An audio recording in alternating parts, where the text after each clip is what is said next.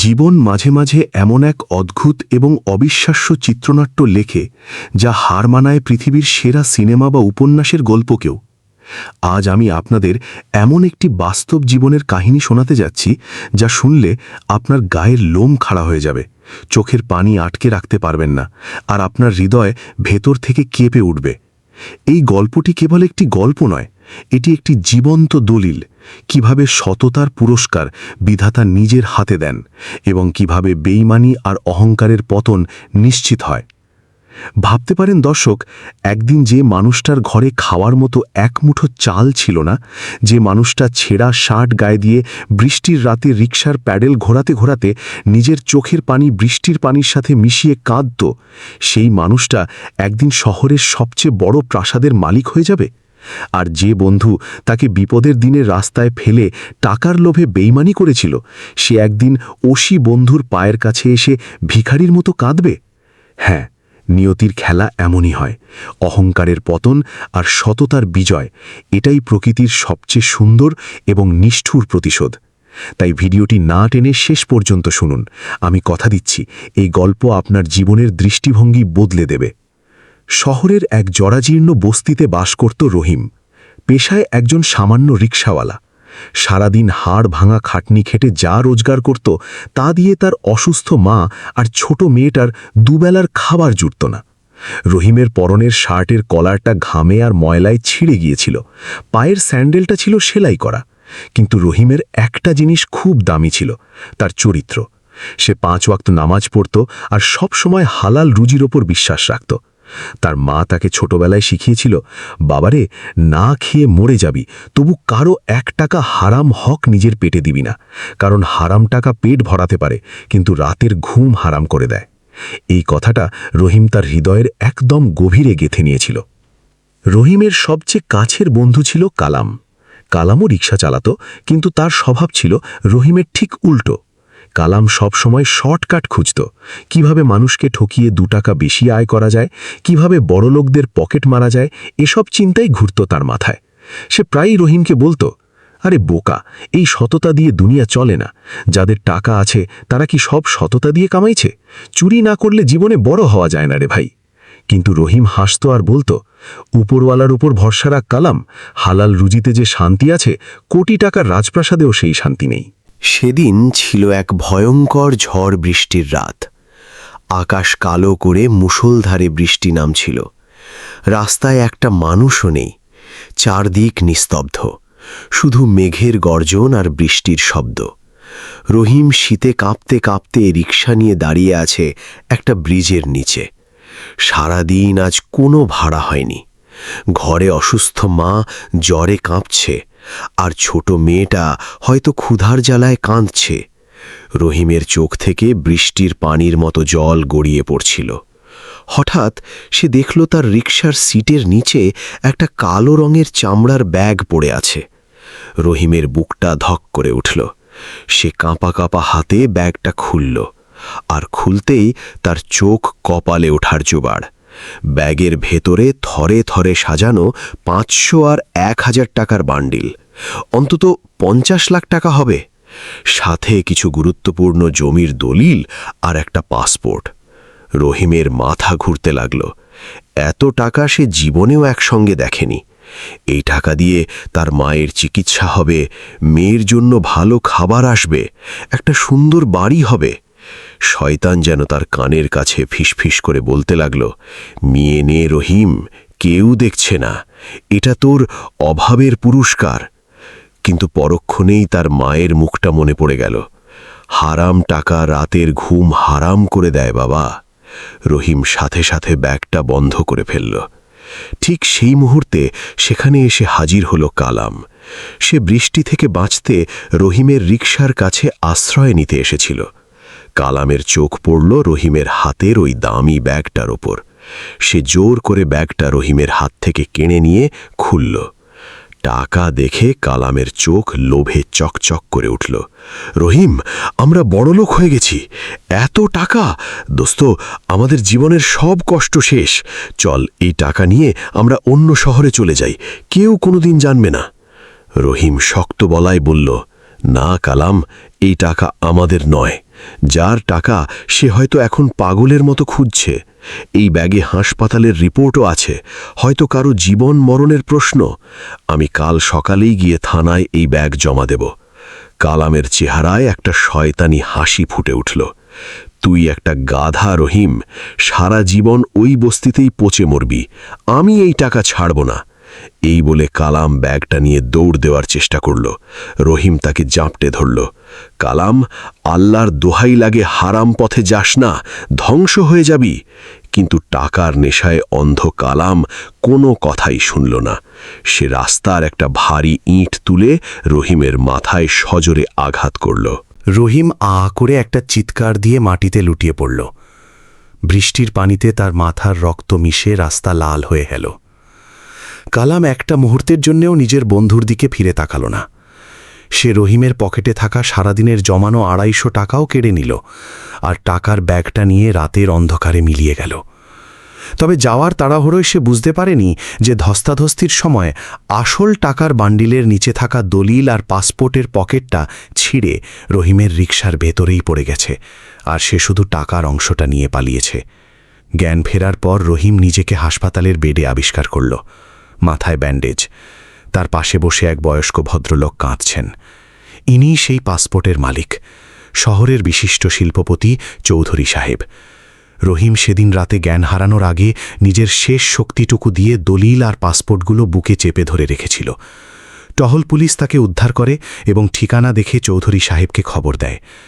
চৌধুরী সাহেব রহিমের হাতটা নিজের হাতের মুঠোয় নিয়ে কাঁদতে কাঁদতে বললেন, বাবা, আমার জীবনের সব শেষ হয়ে যাচ্ছিল। ওই দলিলে আমার 1000 কোটি টাকার সম্পত্তির মূল কাগজ ছিল। আমার নিজের ছেলেরাও আমাকে সম্পত্তির জন্য বাড়ি থেকে বের করে দিয়েছে। ওই টাকার ব্যাগটা ছিল আমার কোম্পানির শেষ সম্বল। টাকাগুলো নিয়ে গেছে, তাতে আমার কোনো দুঃখ নেই, কিন্তু তুমি নিজের জীবন বাজি রেখে আমার এই দলিলগুলো বাঁচিয়েছ। আজকালকার দিনে তোমার মতো সৎ মানুষ পৃথিবীতে আছে তা আমার বিশ্বাসই হচ্ছে না। রহিম দুর্বল গলায় বলল, স্যার, আমার মা শিখিয়েছে অন্যের হক মেরে খেলে দুনিয়াতেও শাস্তি পেতে হয়, আখেরাতেও। আমি শুধু আমার দায়িত্ব পালন করেছি।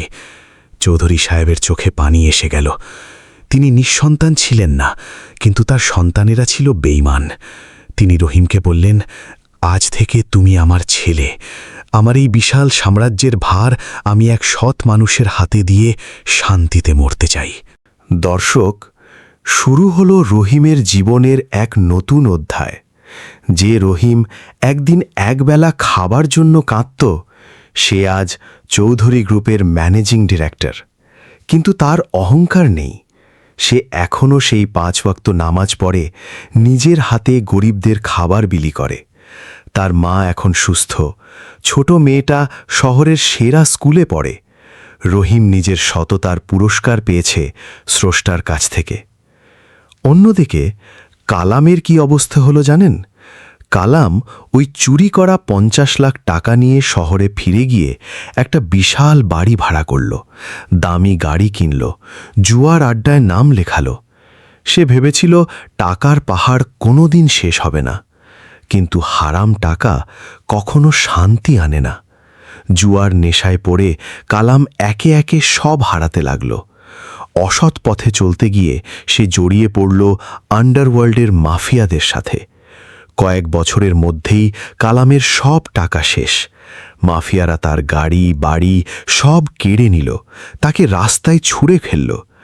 যে কালাম টাকার অহংকারে নিজের সবচেয়ে ভালো বন্ধুকে খুন করতে চেয়েছিল, আজ তার পায়ে জুতো নেই, পরনে ছেঁড়া কাপড়।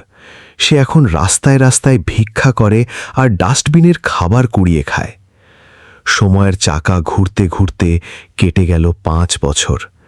একদিন চৌধুরী গ্রুপের বিশাল কাঁচের বিল্ডিংয়ের সামনে একটা ছেঁড়া কাপড় পরা ভিখারি এসে দাঁড়ালো। সে দারোয়ানের পায়ে ধরে কাঁদছে, ভাই, আমাকে একটা পিয়নের চাকরি দেন, না হলে অন্তত কিছু খেতে দেন, আমি 3 দিন ধরে না খেয়ে আছি। দারোয়ান তাকে ঘাড় ধাক্কা দিয়ে বের করে দিচ্ছিল। ঠিক সেই সময় একটা বিলাসবহুল মার্সিডিজ গাড়ি এসে থামল গেটের সামনে। গাড়ি থেকে নামলেন স্যুট টাই পরা এক সুদর্শন যুবক। তিনি আর কেউ নন, স্বয়ং রহিম। রহিম দেখলেন একজন ভিখারিকে দারোয়ান মারধর করছে। তিনি সাথে সাথে সেখানে ছুটে গেলেন। কি হচ্ছে এখানে? উনার গায়ে হাত তুলছ কেন? দারোয়ান মাথা নিচু করে বলল, স্যার, এই লোকটা পাগল, জোর করে ভেতরে ঢুকতে চাচ্ছে। রহিম সেই ভিখারির দিকে তাকালেন। উস্কো খুস্কো চুল, মুখে খোঁচা খোঁচা দাড়ি, আর চোখের নিচে কালি। কিন্তু ওই চোখ দুটো চেনা। রহিমের বুকের ভেতরটা কেঁপে উঠল। কালাম? ভিখারিটা চমকে উঠল। এত বড় একজন শিল্পপতি তাকে নাম ধরে ডাকছে। সে চোখ তুলে তাকাল। রহিমের দিকে তাকাতেই তার চোখের তারা বড় বড় হয়ে গেল। এ তো সেই রহিম যাকে সে টাকার লোভে রাস্তায় রক্তাক্ত অবস্থায় ফেলে গিয়েছিল। কালামের পায়ের তলার মাটি যেন সরে গেল। সে ভয়ে কেঁপে কেঁপে পেছনের দিকে সরে যেতে লাগল। সে ভাবল রহিম আজ তাকে পুলিশে দেবে, না হয় মেরে ফেলবে। কিন্তু রহিম যা করল তা দেখে উপস্থিত সবার চোখ ভিজে গেল। রহিম তার দামি কোটটা খুলে কালামের গায়ে জড়িয়ে দিল। তারপর নিজের 2 হাত বাড়িয়ে কালামকে বুকে জড়িয়ে ধরল। দোস্ত, তুই এই অবস্থায় কেন? কালাম আর নিজেকে ধরে রাখতে পারল না। সে রহিমের পায়ের ওপর আছাড়ে পড়ে হাউমাউ করে কেঁদে উঠল। আমাকে মাফ করে দে রহিম, আমি টাকার লোভে অন্ধ হয়ে গিয়েছিলাম। আমি তোর সাথে বেইমানি করেছি, আর আল্লাহ আমার সাথে তার বিচার করেছে। আমি আজ রাস্তার ভিখারি। আমার কেউ নেই রে রহিম, আমার কেউ নেই। রহিম কালামের কাঁধে হাত রেখে তাকে টেনে তুলল। তার নিজের চোখ দিয়েও তখন পানি ঝরছে। আমি তোকে সেদিনই বলেছিলাম কালাম, হারাম টাকা কোনো দিন শান্তি দেয় না। তুই তো শুধু টাকা চুরি করেছিলি, কিন্তু আমি তো আমার ভাইকে হারিয়েছিলাম। আল্লাহ তোকে তোর কৃতকর্মের শাস্তি দিয়েছেন, কিন্তু আমি তোকে ক্ষমা করে দিলাম। রহিম সেদিন কালামকে নিজের অফিসে নিয়ে গেল। তাকে ভালো খাবার খাওয়ালো, চিকিৎসার ব্যবস্থা করল। কিন্তু কালামের মনের ভেতর যে অনুশোচনার আগুন জ্বলছিল তা কোনোদিন নেভার নয়। সে বুঝতে পারল দুনিয়ার সবচেয়ে দামি জিনিস টাকা নয়, সততা এবং একজন খাঁটি বন্ধু। প্রিয় দর্শক, এই গল্পটি আমাদের কি শিক্ষা দেয়? এই দুনিয়াটা একটা আয়নার মতো। আপনি যা করবেন ঠিক তাই ফিরে পাবেন। অহংকার আর লোভ সাময়িক সুখ দিতে পারে, কিন্তু তার পরিণতি হয় ভয়াবহ। অন্যদিকে সততা, ধৈর্য আর আল্লাহর উপর বিশ্বাস আপনাকে সাময়িক কষ্টে রাখলেও দিন শেষে আপনাকে এমন এক মর্যাদায় পৌঁছে দেবে যা আপনি কল্পনাও করতে পারবেন না। হারাম পথে কোটিপতি হওয়ার চেয়ে হালাল পথে গরিব থাকাও অনেক সম্মানের, কারণ দিন শেষে আমাদের সবাইকে সেই এক মাটির নিচেই যেতে হবে। সাথে যাবে শুধু আমাদের আমল আর সততা। যদি এই গল্পটি আপনার হৃদয়কে সামান্যতম হৃদয় স্পর্শ করে থাকে, যদি মনে হয় এই গল্পটি সমাজের প্রতিটি মানুষের শোনা উচিত, তাহলে এক্ষুনি ভিডিওটিতে একটি লাইক দিন। কমেন্ট করে জানান রহিমের মতো সৎ মানুষেরা কি আজও সমাজে আছে। আর হ্যাঁ, এমন হৃদয়স্পর্শী এবং শিক্ষণীয় গল্প নিয়মিত শোনার জন্য আমাদের চ্যানেলটি সাবস্ক্রাইব করে বেল আইকনে ক্লিক করতে ভুলবেন না। ভালো থাকবেন, সৎ থাকবেন আর নিজের বিবেকের কাছে পরিষ্কার থাকবেন।